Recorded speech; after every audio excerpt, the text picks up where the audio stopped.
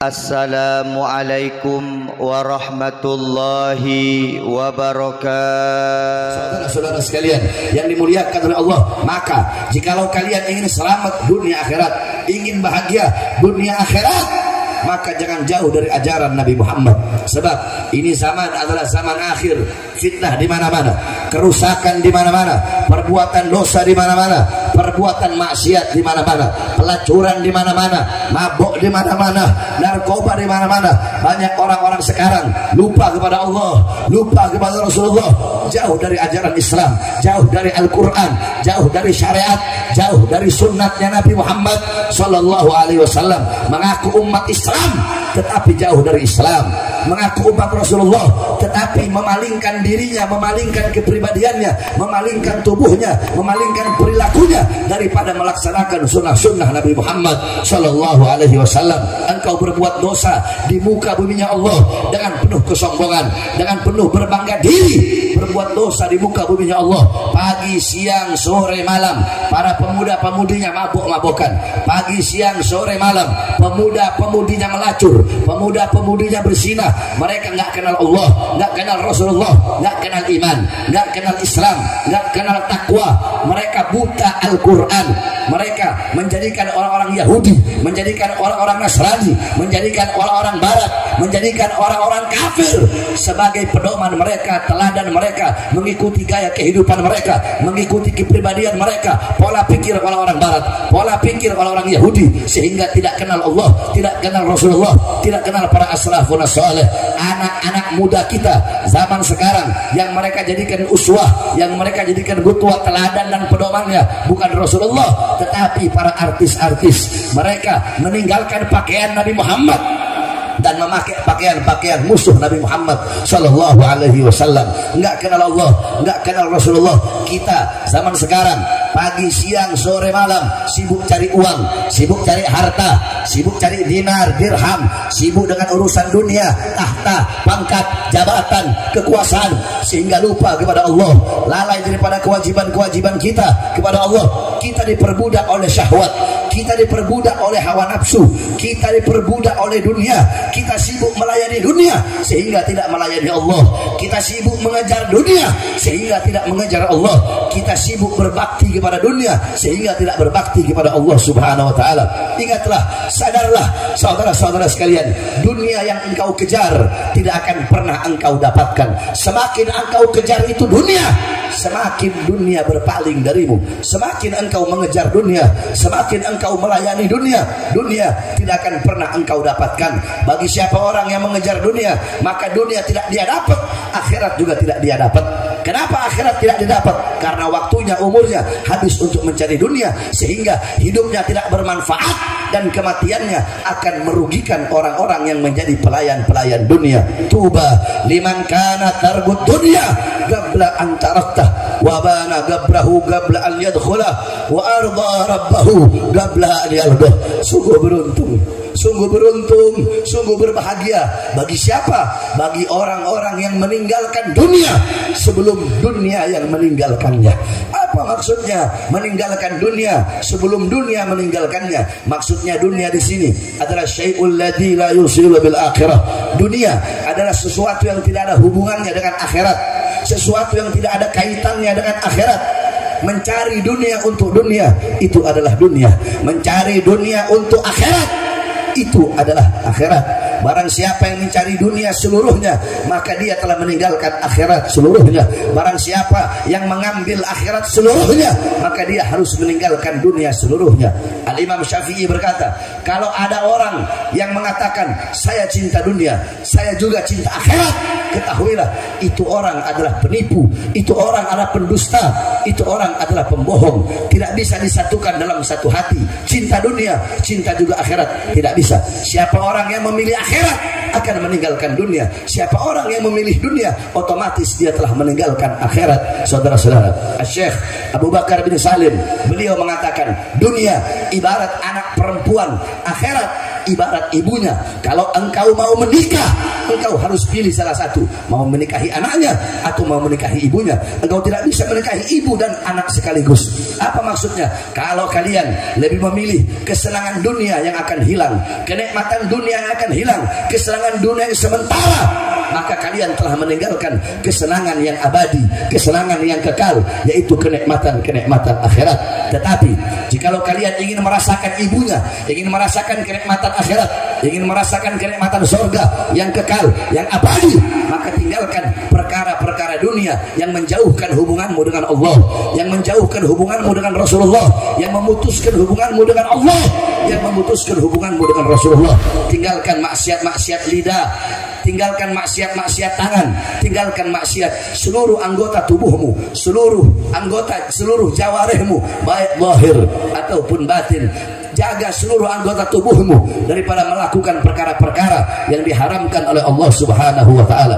Tinggalkan dunia, tinggalkan perkara-perkara yang tidak bermanfaat, tinggalkan perkara-perkara yang tidak berguna. Sebelum apa? Sebelum dunia yang meninggalkanmu. Saudara-saudara, ketahuilah, orang-orang yang menertawakan, orang-orang yang mengejar dunia, dunia itu menertawakan orang tersebut.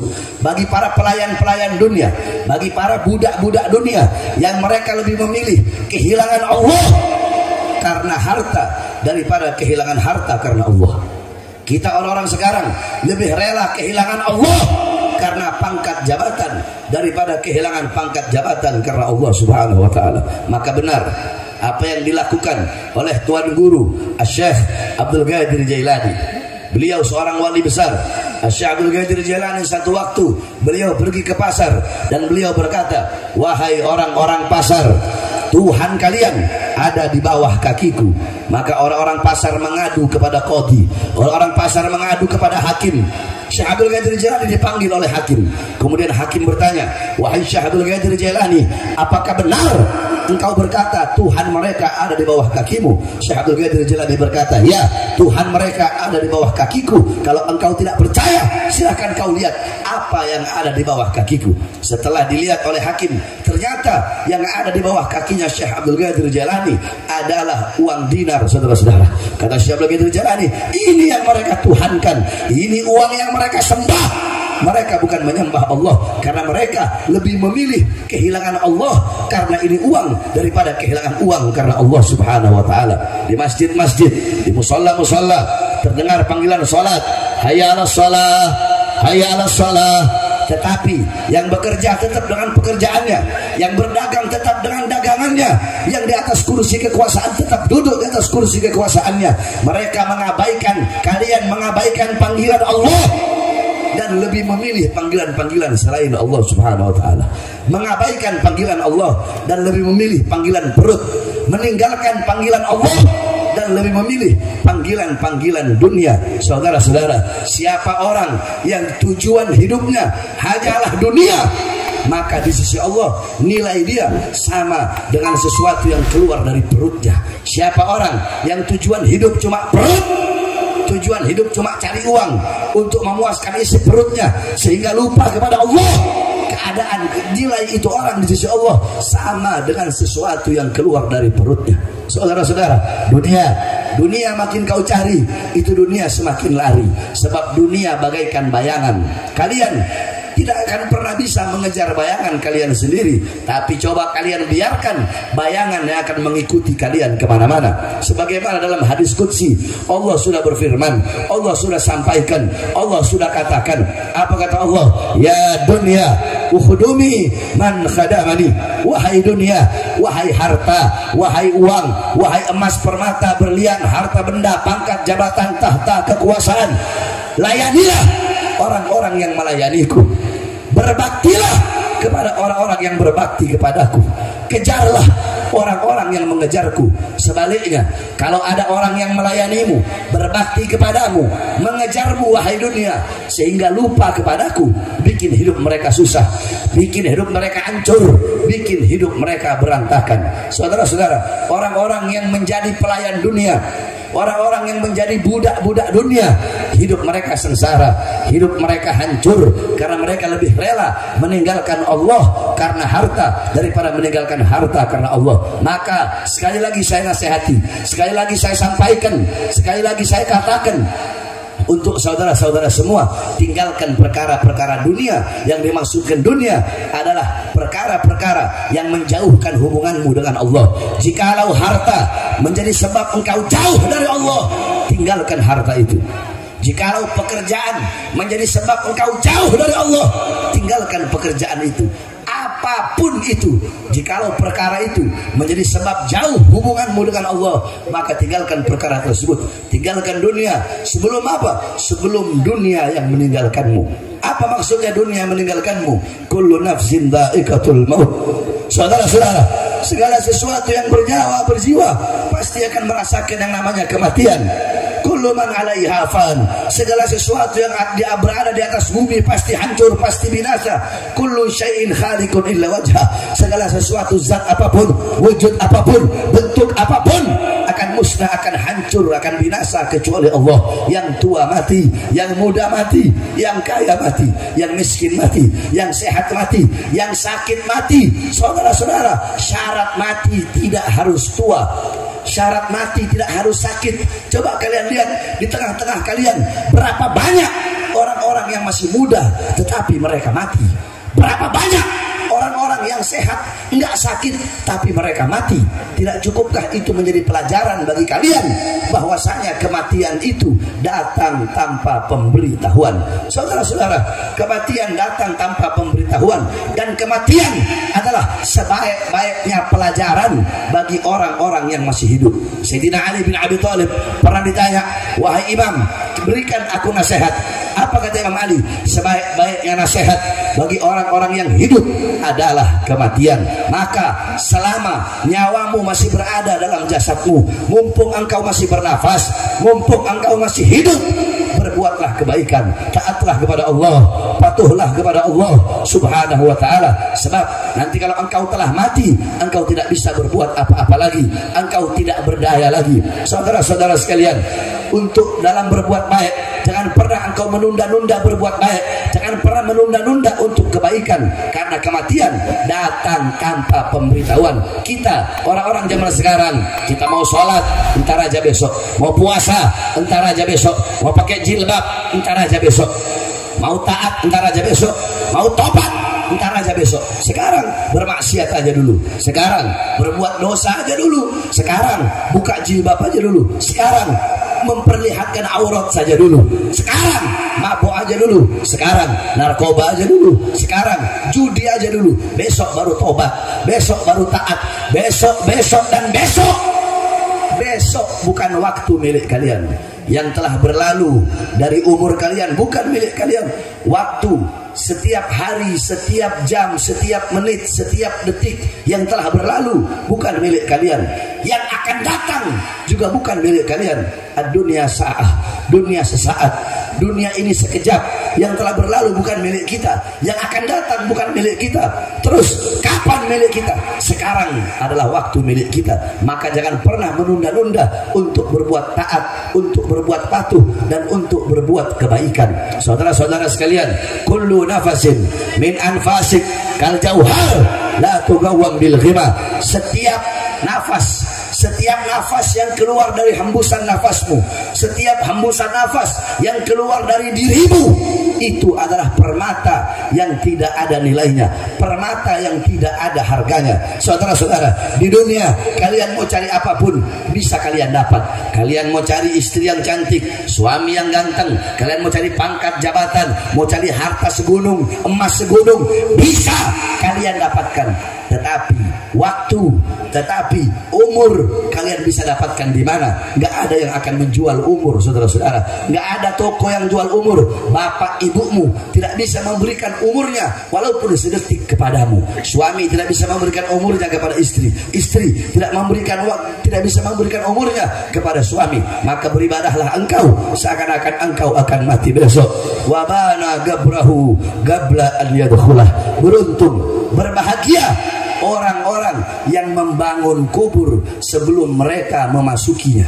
Maksudnya bangun kubur bukan berarti menggali kubur, akan tetapi menyiapkan bekal-bekal untuk kalian bawa dalam kubur. Saudara-saudara, dalam kubur engkau sendiri, tidak ada teman, tidak ada kawan, tidak ada kekasih, nggak ada orang tua menemani anak dalam kubur, nggak ada anak menemani orang tua dalam kubur, nggak ada suami menemani istri dalam kubur, nggak ada istri menemani suami dalam kubur.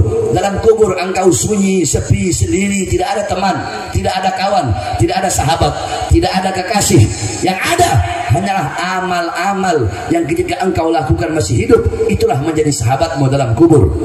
Itu akan menjadi kawanmu dalam kubur, itu akan menjadi kekasihmu dalam kubur. Maka dunia adalah tempat menanam, akhirat adalah tempat memanen. Sedangkan al-kubru awwalu manzilatil akhirah, kubur adalah rumah pertama akhirat. Apa-apa yang kau tanam di dunia akan engkau gali, akan engkau petik ketika engkau berada di rumah pertama akhirat, yaitu kubur. Kalau di dunia engkau menanam sesuatu yang baik, maka di dalam kubur engkau pun akan memanen sesuatu yang baik. Tapi kalau di dunia engkau menanam sesuatu yang buruk, dalam kubur engkau pun akan memanen sesuatu yang buruk. Sekali lagi, saudara-saudara, di zaman ini fitnah akhir zaman di mana-mana. Kalau engkau ingin selamat, berpegang teguhlah kepada Al-Quran, berpegang teguhlah kepada sunnah Rasulullah, berpegang teguhlah kepada para ulama-ulama yang mengikuti para ulama-ulama salaf. Jangan engkau mengikuti para ulama-ulama khalaf. Jangan engkau mengikuti ulama-ulama khalaf yang bikin fatwa seenak udulnya, yang bikin fatwa seenak bacotnya, mengharamkan yang halal, menghalalkan yang haram, membatalkan yang sah dan mensahkan yang batal. Ulama-ulama yang menjadi kera-kera bersorban, yang mengadu domba umat Islam, mengadu domba para ustadz, para kiai dengan para habaib, jangan pernah engkau ikuti. Engkau pengen selamat, ikuti para ustadz, para kiai, para ajengan, para mama yang lurus, yang mengikuti jalan para as-salafun as-salih. Kalau engkau pengen selamat, ikuti para habaib, cintai para anak cucu Rasulullah sallallahu alaihi wasallam. Selamat engkau punya hidup dunia dan akhirat. Engkau akan di akhirat dikumpulkan bersama baginda Nabi besar Muhammad sallallahu alaihi wasallam.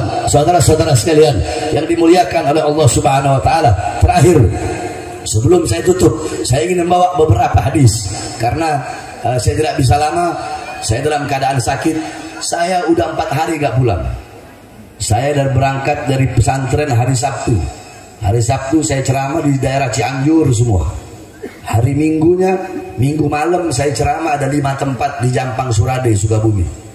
Kemudian Sabtu malam Minggu, malam Senin semalam saya ceramah di Pelabuhan Ratu, di Baros Serang, sama di Petir Serang, 3 tempat.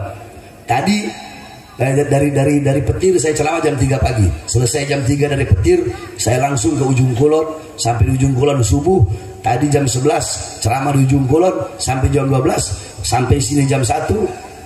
Ya, sekarang udah mau jam 2, sampai di sini jam 1. Jadi 4 hari saya nggak pulang, kurang istirahat. Doakan agar Allah kasih saya kesehatan. Ini semua saya lakukan semata-mata karena kecintaan saya kepada kalian sebagai umat Nabi Muhammad SAW.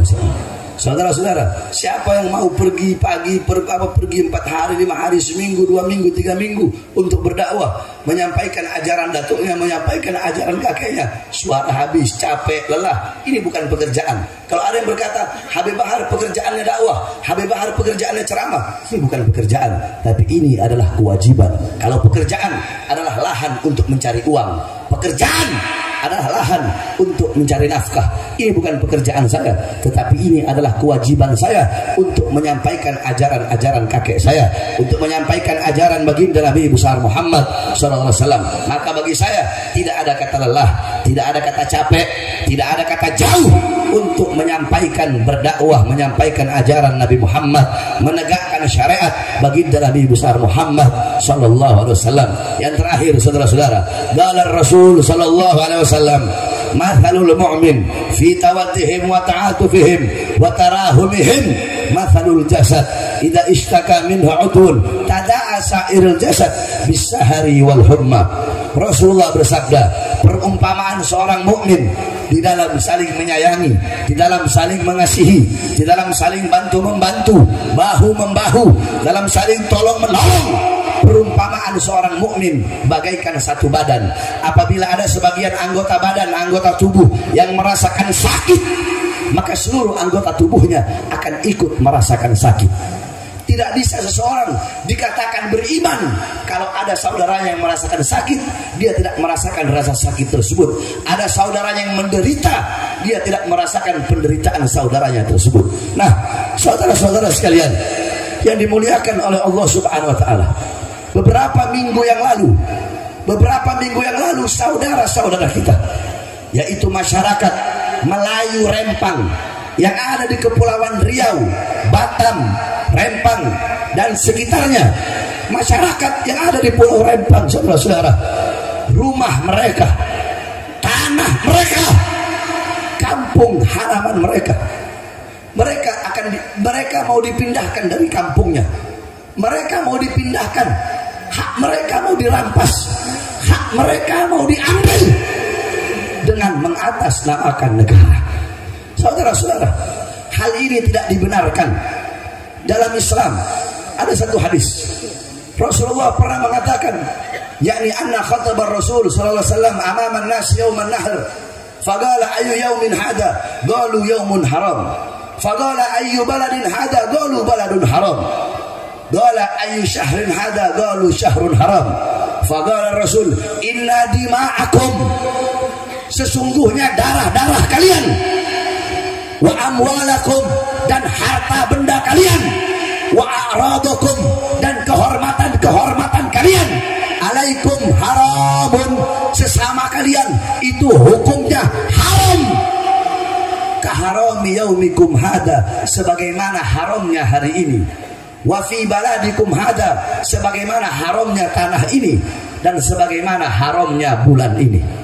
Ini hadis adalah larangan menjatuhkan darah dan merampas hak yang bukan miliknya, mengambil yang bukan miliknya. Bahkan dalam hadis yang lain, jangankan ngambil satu kampung, jangankan ngambil rumah atau tanah, hak rakyat, hak masyarakat. Dalam hadis Rasulullah bersabda, man akhadha minal ardi shibran bighairi haqqihi khusifa yaumal qiyamah ila sab'il ardin.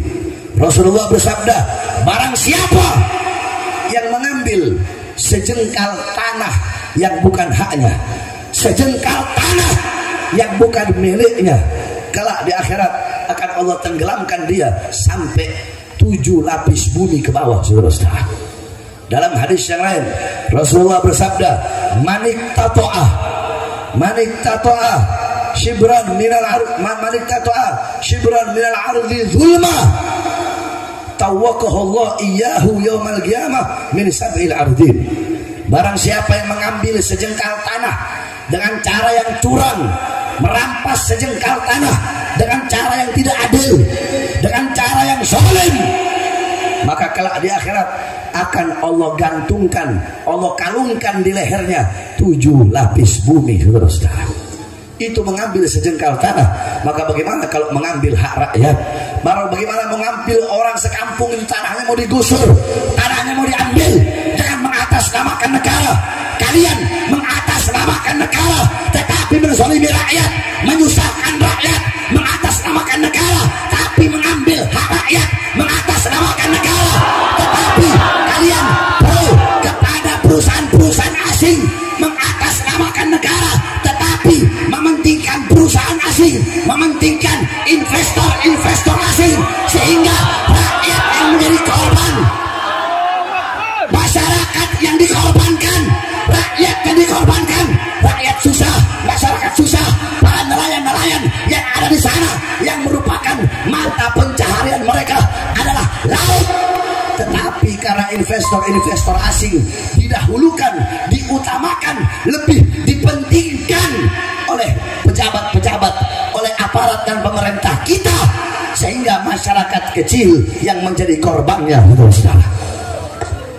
Saya tanya, perbuatan seperti ini adil apa tidak? Adil apa tidak? Jahat apa bukan? Jahat bukan? Jahat apa bukan? Zalim apa bukan? Zalim apa bukan? Biadab apa bukan? Bejat apa Kezaliman lawan atau biarkan? Lawan atau biarkan? Ketidakadilan lawan atau biarkan? Lawan atau biarkan? Kalian para pejabat aparat pemerintah jangan sok-sokan, jangan mentang-mentang kalian punya kekuasaan, kalian punya jabatan, terus kalian tidak mementingkan nasib rakyat susah. Betul. Jangan mentang-mentang punya pangkat, punya jabatan. Oh, saya Kapolri. Oh, saya Panglima TNI. Oh, saya Menteri. Oh, saya Presiden. Terus sesuka-suka kalian kepada masyarakat kecil, kepada rakyat susah, kalian tindas, kalian zalimi demi kepentingan perusahaan-perusahaan asing. Kurang ajar kalian. Jangan macam-macam sama rakyat, betul? Betul. Saya tanya jawab semua bapak, ibu-ibu, pemuda-pemudi. Gaji mereka dari siapa? Dari siapa? Rumah mereka dari siapa? Mobil dinas mereka dari siapa? Dari keringat rakyat, dari darah rakyat. Maka kalian harusnya melayani rakyat, melindungi rakyat, bukan malah melakukan rakyat seperti binatang. Betul. Makanya kezaliman nggak boleh dibiar, ketidakadilan nggak boleh dibiar. Iya, mengatasnamakan negara tapi bikin susah rakyat. Woi, negara dan rakyat tidak bisa dipisahkan, betul? Kalau nggak ada rakyat, nggak ada masyarakat, nggak bakal ada ini negara, saudara-saudara. Negara ini bukan milik Kapolri, bukan milik Panglima TNI, bukan milik Menteri, bukan milik Presiden. Negara bukan milik partai politik manapun, betul? Ini negara Indonesia bukan miliknya PDI, bukan miliknya Demokrat, bukan miliknya Gerindra, bukan miliknya Nasdem, bukan miliknya PKB, bukan miliknya Golkar, bukan miliknya PKS, bukan miliknya P3, bukan milik partai politik manapun, bukan milik pejabat manapun, bukan milik aparat manapun, tetapi Indonesia milik kita semua, bangsa dan rakyat Indonesia semua. Allahu Akbar, Allahu Akbar. Maka saya tanya semua masyarakat Menes Banten, siap hancur demi bangsa Indonesia, siap binasa demi Indonesia, siap melawan kezaliman, siap melawan ketidakadilan, siap hancur, siap binasa, siap berdarah. Allahu Akbar, Allahu Akbar, Allahu Akbar.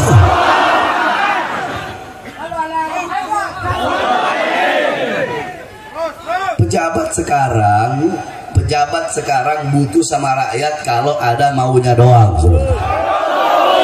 Tuh. Pemilu butuh sama rakyat. Pemilihan butuh sama masyarakat. Mau pemilu keluar masuk kampung, mau pemilu keluar masuk masjid, mendadak jadi santri, saudara-saudara. Mendadak santri, yang nggak pernah pakai peci, pakai baju koko, mak banteng pakai jilbab, mak banteng.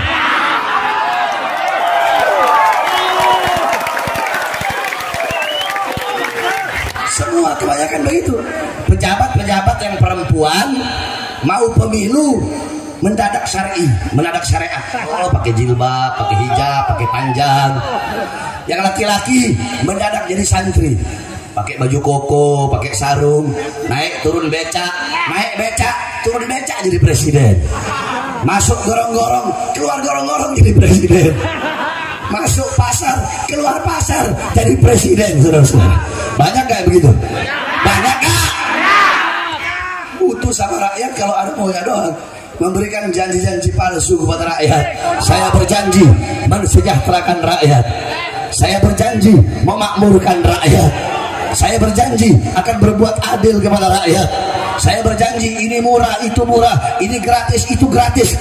Tetapi setelah jadi, yang makmur bukan rakyat, yang sejahtera bukan rakyat, yang makmur perusahaan-perusahaan asing. Kita pribumi Indonesia menjadi budak di negara kita sendiri, saudara-saudara.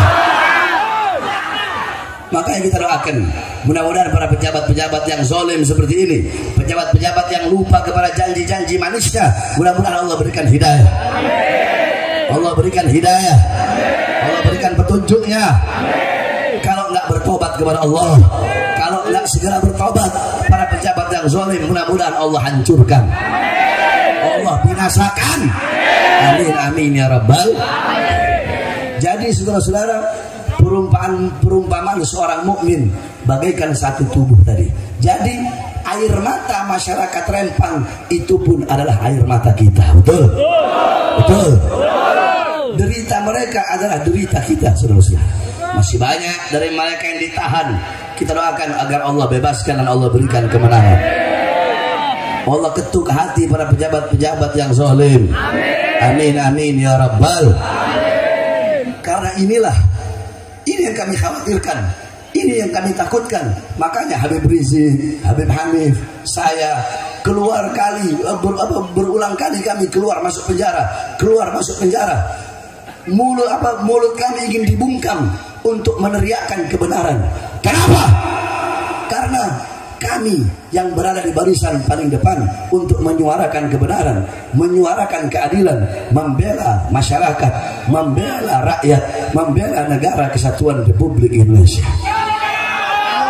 Saudara-saudara, Indonesia banyak para pendakwah, banyak ustadz, banyak kiai, banyak habaib, tetapi sedikit yang mau mengambil resiko untuk meneriakkan, untuk bersuara lantang kebenaran, untuk membela rakyat yang susah, membela rakyat yang kecil, melawan kezaliman pemerintah. Sebab kenapa? Bagi orang yang berjuang untuk bangsa, berjuang untuk rakyat, berjuang untuk Indonesia, maka resiko paling kecil dia dipenjara dan resiko terbesar dia dibunuh, saudara-saudara. Makanya nggak ada yang mau sedikit yang pengen mengambil resiko ini. Kalian kalau mau berjuang untuk agama, mau berjuang untuk Islam, mau berjuang untuk agama, untuk negara kesatuan Republik Indonesia, berjuang untuk rakyat, kalau ingin berjuang, kalau ingin menjadi pejuang, harus siap dihina, harus siap dicaci, harus siap dimaki, harus siap difitnah, harus siap dipenjara, harus siap dibunuh. Kalau nggak kuat mental menghadapi mulut-mulut manusia, jangan jadi pejuang, saudara-saudara. Engkau dihina, engkau dicaci, engkau dimaki, engkau difitnah, itu makanan engkau hari-hari kalau engkau berjuang. Maka kalau nggak pengen dihina, nggak pengen dicaci, nggak pengen dimaki, nggak pengen difitnah, nggak pengen dipenjara, nggak pengen dibunuh, jangan pernah kalian menjadi pejuang yang berjuang di jalan Allah Subhanahu Wa Taala. Sebab kalau kalian mau jadi pejuang, kalian harus siap dihina, siap dicaci, siap dimaki. Risiko paling kecil di penjara, risiko paling besarnya kalian mati terbunuh. Oleh karenanya hadirin sekalian yang dimuliakan oleh Allah Subhanahu Wa Taala, kita berdoa mudah-mudahan masyarakat yang ada di Rempang Allah berikan kemenangan.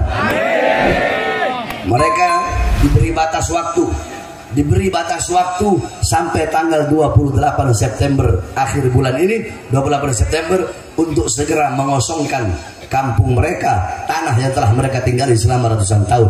Mudah-mudahan kezaliman ini berhenti, ketidakadilan ini berhenti, penindasan ini berhenti, saudara-saudara. Amin amin ya rabbal alamin. Allah berikan mereka kekuatan, Allah berikan saudara-saudara kita masyarakat Melayu Rempang, Allah berikan kemenangan. Amin amin ya rabbal alamin. Allahumma nsurna min sultanil jairin wal umara'id zalimin fa innaka khairun nasirin ya Rabb. Allahumma baddid syamlahum, Allahumma baddid syamlahum, Allahumma farrij jamahum, Allahumma aqil adadahum, Allahumma ja'al da'irata alaihim wa awsil al-'adaba ilaihim, Allahumma akhrijhum an da'iratal hilm wasrubhum min al-imhal wa ghul aydihum warbut ala qulubihim wa tuballighumul amal. Allahumma massikum kama massaktahu bil 'adaika intisara li amri rusulika awliyaik. Allahumma intasir lana intisaraka ahbabika al-'adaik. Allahumma tumakkin al-'ada fina wa la tusallitu lana bi dhunubina. Amin amin amin amin amin amin amin. Hummal amru wa janasru fa'alaina la yunsarun. Amin. Ain sin kaf himayatuna mimma nakhaf. Allahumma qina syarral aswa wa la taj'alna mahalal balwa. Allahumma atina amalan raja wa fawqal amal. Yahu yahu yahu يا من بفضل فضله نسأل العجل العجل إله الإجابة الإجابة يا من أجاب نوحا في قومه ويا من نصر إبراهيم على أعدائه ويا من يوسف ولا يعقوب يا من كشف ضر أيوب يا من أجاب دعوة زكريا يا من قبل تسبح يونس بن متى نسألك بأصل هذه الدعوات أن تقبل ما به دعوناك وأن تؤتينا ما سألناك أنجي سنا وعدلتي وعدل بك المؤمنين لا إله إلا أنت سبحانك إني كنت من الظالمين إن قطعت أعمالنا وإزتك إلى منك وخبر رجعنا وحقك إلى فيك إن أعبد غيرة الأرحام وأبطل الفروش من غيرة الله يا غيرة الله جل سورة مسرح فعلتنا يا غيرة الله عادتنا دونه وأجار الله مجرى وكفى بالله وليا وكفى بالله نصيرا وحسبنا الله ونعم الوكيل ولا حول ولا قوة إلا بالله العلي العظيم سلام على نوح في العالمين استجب لنا آمين آمين آمين فقتل من ظلموا والحمد لله رب العالمين بسر الفاتحة.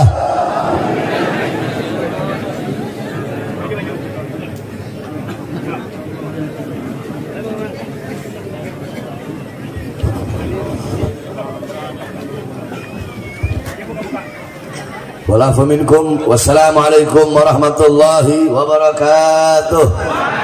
Salatullah